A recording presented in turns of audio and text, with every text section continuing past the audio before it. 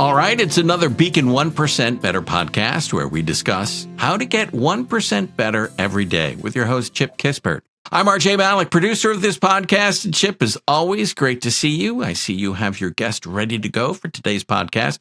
So why don't you introduce him and tell us what you two will be discussing on this edition of the Beacon 1% Better podcast. Will do. Thanks, RJ. Good to see you as well. Today, I am super excited to have Nick Ilev on the show. Nick is CEO of ProperExpression. ProperExpression is a marketing agency that focuses on serving the wealth management and fintech components of the industry. Welcome, Nick. Thank you for having me on. It's great to be here, and I'm excited to get into it. So, you came to our recent roundtable that we had. I got to know you pretty well. Really enjoyed your perspective. But can you share a few accomplishments that you've had so the audience can kind of dial in and get a little more context on you? Yeah, absolutely. High level, before starting ProperExpression, once upon a time, I was a CMO of a startup, a co-founding member that exited. So that was a really exciting ride and got to experience the full kind of startup journey there, which gave me a great foundation. I consider just the founding of ProperExpression as one of my main accomplishments as well. Founded the company in 2018. We've driven over 500 million in attributable marketing revenue in that time for our clients. Wow. So a lot of value that we've been able to put together for the clients. And most importantly, I think, is just becoming a father. Recently, that was this year, 11-month now old girl. That's probably my biggest accomplishment to date. Well, when we had coffee and you showed me those pictures, she was absolutely adorable. And I'm sure you're in kind of that craziness of walking and racing around the house these days. Yeah, keeping up with her is a second job. That's fabulous. So, one of the things I like to keep these things to the point, right? Mm-hmm. People only have so much attention span. But we want to pack as much in here as possible in a short period of time. One of the things that I look at is understanding my guests' origin stories and their company's origin story. Can you share a little of that? I mean, we heard about your accomplishments, but what drives Nick? Yeah. Well, I think it all goes back to childhood, right? I think one thing that was probably a bit unique about my upbringing was that I moved around a lot as a kid. I lived in Europe, Asia, and North America all by the time I was 13. Wow. So it was a lot of moving around. My parents were scientists, so we traveled for for different gigs that they had, and I had to adapt a lot and learn about different cultures, but also start to recognize the kind of the universal patterns. People everywhere are the same. And that kind of got me interested in just kind of developed a passion for what makes people tick, the psychology of why people make decisions, why they like each other. And overall, I think that's been a red thread throughout my life, just being interested in that, and also compounding that with a passion for entrepreneurship early on. I had a high school drop shipping business, and then co-founded a company. So this is actually my third company that I've been either founded or co-founded. So I think those two things together, I think, made me a marketing entrepreneur that I am today. That's fabulous. So, as we look at where you are today with ProperExpression, your growth marketing agency that helps both wealth firms and fintechs. What are some initial kind of takeaways that you can share with the audience about, what you see in your everyday kind of life working with these firms? Yeah. So let's take the wealth management firms side first. There's sort of two sides to it in the modern space. You can think of the organic growth. How do we attract and acquire more investors? of course, high net worth individuals. And then the other side, it's the advisor recruiting, the advisor acquisition, M&A. People call it by different names, but it's how do we bring the right type of advisor to join our firm? So, and as we've talked about a lot, this space is really heating up right now. But regardless of which sort of audience here we're talking about, there's a lot of universal change happening across marketing as a whole, across the wealth management industry, and the way people make decisions is really changing. With all the tools available to everybody, with the information at your fingertips, people are doing a lot more homework. They do a lot more research. So the journeys, right, the buyer journey, the decision journey, the marketing journeys are getting a lot more complicated, a lot more complex. So I'll pause here. Obviously, we can dive in more into that, but I think that's at a high level the one of the biggest changes that's happening. That's interesting because, one of the things I look at the broader wealth management industry, I look at organic growth. If we look at statistics over the last few years, growth has come from more M&A than actual organic growth, right? I go look at the marketplace and I see a lot of disparate solutions out there. Maybe I see, hey, we're gonna digitally go after kind of initial engagement customer. I see content. I see the area where it's okay is more along the lines of content and existing customer, but the whole growth, it seems disparate to me. Am I missing something? No, I mean, I think you hit the nail on the head right there. There's and again, it's nobody's fault, right? Marketing is just getting very complex. There's so much noise. There's so many things you could do, and I think firms are getting lost in the shuffle. I think and that's one of the reasons why we came into this space, a couple of years ago, 4 or 5 years ago at this point, because we saw an opportunity. We thought wealth management firms are lagging behind a little bit, and we saw an opportunity to make a big impact. And the reason I think is most firms are actually not doing what we call full cycle marketing. They're chasing trends, LinkedIn, YouTube, AI tools, databases, cold email, warm email, right? There's all these random campaigns, and these are channel tactics, and they're important. They're part of the formula, but with no underlying strategy and no measurable framework and an iteration. I call it the scientific marketing method, right? There has to be a feedback loop between what you're doing, how well is it working, and then you have to feed that into your ongoing planning and your future campaigns. I think if we look at 10, 15 years ago, everything was referral, right? Yeah. Everything was, hey, I got a customer, and the customer said, hey, I really like you. Let me introduce you to a buddy of mine, right? And boom, today, not so much.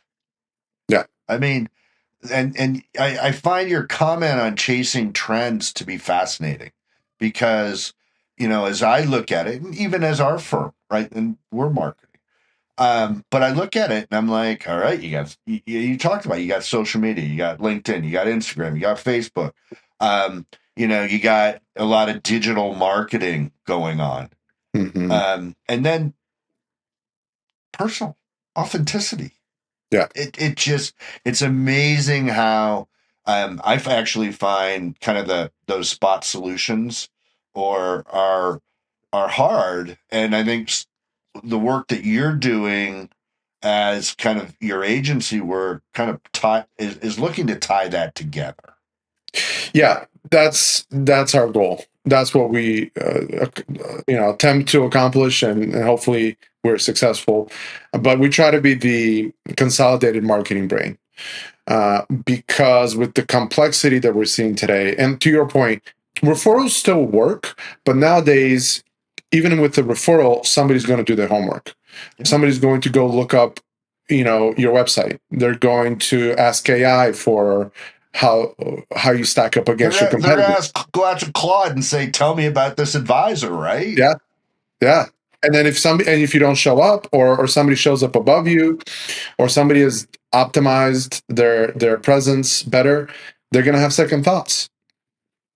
So, So so it's fascinating because, as we go through that, you kind of raised kind of a topic, SEO, right? yeah, So, you know, suddenly these advisors and these wealth firms have to be experts in kind of these really minutia aspects of marketing. yeah. And the learning curve on that alone is a challenge. Oh yeah. Oh yeah.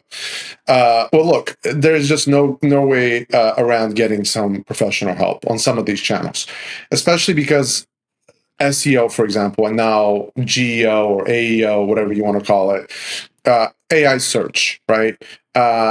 It's complex. It's its own science. It's its own branch of linguistics. You can even think of Yeah, it. absolutely.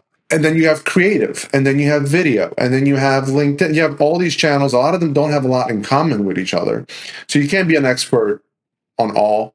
I'll say this specifically for AI search and some of the developments there. There's been a lot of talk about how it's a brand new paradigm, and in some ways it is for the consumer, right? The user experience in searching and interacting with the chatbots and the LLMs is very different for the consumers. But in terms of optimization, in terms of the things that you should be doing, it as the advisor, right, as the firm, it's really 10 to 15% of new things that you have to augment on top of traditional SEO. So it's not like the AI search models are coming in here and saying, we're going to use completely different signals, all of the traditional SEO, throw that in the trash. Like, I think there's some people saying that out there. I'm not one of those people. We've done a lot of testing. We've done a lot of work. We've seen trends across clients. Traditional SEO signals, the traditional optimization work, content, right? Backlinkings, the EAT model, right? All of these things still work. You just have to do a couple of more you have to incorporate a couple more tactics on top of that to really show up well for AI. Yeah. No, it's interesting because even our podcasts, I know that, once upon a time we just were able to put our podcasts out. Now we have to put transcripts and all these other pieces of the puzzle out there. So it's fascinating to me. So we talked about kind of the broad scope, but yet very tactical recently, just now. So I always love to hear about the use cases and best practices.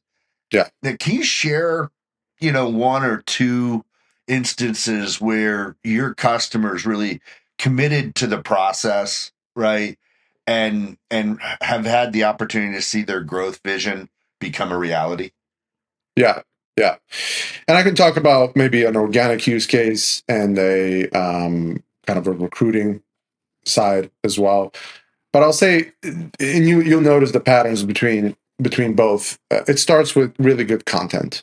If you want to be successful, you have to produce authentic content. Content is not going anywhere, even in the age of AI.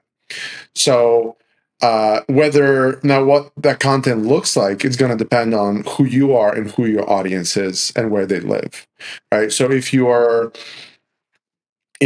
not comfortable in front of a camera, if your audience is kind of the retirees and they're maybe on Meta and they still communicate via email, don't send them SMS videos, right? Don't try to don't be different for the sake of being different. You want to be yourself, and you want to authentically connect with your audience wherever they are. So I'm going to say the advisors that have done really well have chosen a medium, a content medium, and then produce content in that medium, whether that's video, whether that's lead magnets, PDFs, brochures, checklists. The bottom line is you want to provide value. You want to put out value into the professional universe, and then you're going to get professional karma back. You're going to get trust because you're demonstrating expertise, right? You're not just like telling people I'm great at this. you're showing, right? Showing rather than telling. So the advisors that are doing that, the firms that are doing that, are doing really well. Good. And then Good. on the flip side, with acquisition, the acquisition side, the M&A side, right, where we're looking to acquire new advisors. Again, it's about the content and about distributing it correctly. And really, the content has to communicate how are you different, right? This is one of the hottest spaces right now, and everybody's competing for the same advisors, and everybody's just throwing a ton of money at this. But a lot of the decisions that are these smaller firms are making are based on fit, on cultural alignment, and on really getting a tangible feeling for what it's like to be part of this new firm that you're considering. So the more you can talk about that, the more you can express what the transition period looks like. We're going to take care of your clients, about what the fast onboarding process, about how we're different, how we support you once you're here, once you're part of the firm. You have to make it real, you have to make it tangible. And then, I'm just going to say, since I'm talking a little high level here, LinkedIn ads work really well for advisor acquisition. I highly recommend that channel. Interesting. So, hey, it wouldn't be a podcast, or it wouldn't be one of my roundtables without me asking this question, because it seems like this is what I talk about half the day, whether it's compliance, operations, marketing. But and this question is kind of becoming pervasive to everything we do, including marketing. How do you see AI impacting marketing overall? Is AI going to change the narrative for marketing for investor customers or recruiting advisors? I mean, yes and no. AI is fundamentally changing everything. How we search for information, how we process information. So yes, it is changing everything. We just talked about how it's impacting SEO. For wealth firms, this does change the narrative, but I'm going to say it's going to make you faster. It's going to make you more efficient. But ultimately, AI is dependent on the input. And if you're putting garbage in, you get garbage out. So there has to be some inherent value in how you're leveraging AI in order to get really the maximum out of it. Now, we do a lot with AI. We write content, although the final deliverable is always edited by a highly experienced editor. We use it for data enrichment. We create custom agents to do different tasks. Instead of paying somebody to go do research on the competition, we have agents now crawling their sites and providing information.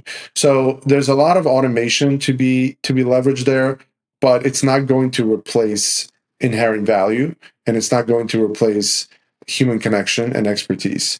So use it for what it's good for, but it's not necessarily going to automate everything in the world. So it's a tool, not a strategy, is what I'm hearing. Exactly, but you have to keep up with it because everybody else is on it. So if you're lagging behind, you're going to fall behind. And I go back to the comment I made initially with AI. We're seeing kind of this disparate. There's certain things that it can do fairly well, whether that's gathering, kind of starting the lead gen, and then separately you got content. Mm-hmm. I would like to see everything be put together, which I believe your service really does. So, hey, you're a student of the wealth and advisor business. Mm-hmm. Who do you follow and pay attention to out there? Well, obviously, Chip Kispert is at the top of my list. But in addition, I have a few others. I mean, I'm a big podcast guy because my eyes get tired. I'm in front of the screen all day. And if I can make lunch while listening to a podcast or go on a walk. So I like a couple of podcasts. The Joshua Brown podcast is really good. Of course, he's a leader in the space. There's another great marketing podcast. Unfortunately, I think they just discontinued it because it's probably because it's a lot of work. But the Advisor Marketing Made Simple podcast I really like that one because they were interviewing individual advisors, and they were kind of sharing their pain points. It just felt very very authentic, very transparent. And then my friend Joshua Wilson, he's a PhD in behavioral finance. I always follow his work. He's doing great stuff. Always talking about the trends. So those are just a couple that are top of mind, but there's many more there. That's great. And the question's a little self-serving for me because I always like to hear different, who people are listening to and what are different things. Oh, yeah.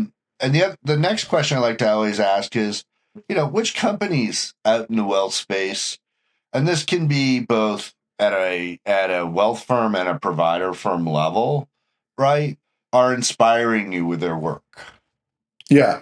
I'm just gonna say one because there's a lot I could mention. Of course, a lot of our clients. I don't want to be too self promotional, but Fisher does it right. Fisher does marketing right, and because they're so huge, they clearly have resources to do video right, to do TV right. Their content is really good, and their ad work, you probably see it everywhere. I do. I know I see it everywhere across from Instagram, Facebook, LinkedIn, programmatic. They're everywhere. So I do follow their work. Yeah, it's funny because we've had them at our roundtables in the past, and in another life, I remember walking into their offices 20 odd years ago, and it's amazing where they've come to, and boy, do they have a outreach out there. It's quite Yeah. impressive. So we always like to be curious here, and I'm blessed because I get to ask industry experts like you what they think, and we have those conversations. But what do you see the biggest, or what is the biggest game changer for wealth management industry that you see out there? Yeah, I mean, I think it's if you're able to implement that closed loop marketing, if you're able to bring a lot of these desperate tools, strategies all under one roof, both in terms of strategy, but also technology wise, right? That's why we work with we're a HubSpot partner. We work with Salesforce. We like to plug all of these different sources of data into a single place and then compare apples to apples. But so I'm going to say that the game changer is if you can consolidate and implement this full cycle marketing scientific method that I always talk about, and then being able to run campaigns, track results, and then implement, analyze, learn, and then implement that into your next campaign. If you follow this iteration and you're patient and you're consistent, you're going to succeed. I think where a lot of people go wrong is they get disappointed too quickly, or they're not methodical with the process. You have to be methodical. You have to be meticulous. You have to follow it. It's a bit of a leap of faith, but if you follow and you adjust based on the data and you make data-driven changes and decisions, eventually you're going to get it right. It's a matter of time and process. Got it. And very interesting. By chance, do you have a white paper on that scientific marketing method that you've built out? Actually, no, not on that topic. But that gives me an idea. We talk about it in a lot of different ways throughout our blog, but we should have a video. I'm going to take my own advice, right? I should have a video, a white paper on it. So Because yeah, I'd love to attach some of those notes about it into our podcast notes here at some point. But we can touch on that on another day. So one of the things I always like to do is to give you a little bit of time for the 1% Better Everyday Flash comment. So This is your time to shine, Nick. What do you want to share with our audience? Yeah. I want to give everyone something actionable. So very tactical level, optimize your Google business profile. And if you think it's optimized, it probably isn't. Go back and revisit that. First, make sure it's claimed properly. A lot of like half of the advisors I've talked to haven't claimed their Google business profile. The other half, it's not optimized, right? So go in there, add photos, add a description of what you do, who you serve, If they're bad reviews, answer them. Just address all of that, because the one thing you don't want to do, though, is solicit Google reviews, because that's not compliant. Okay, so don't do that.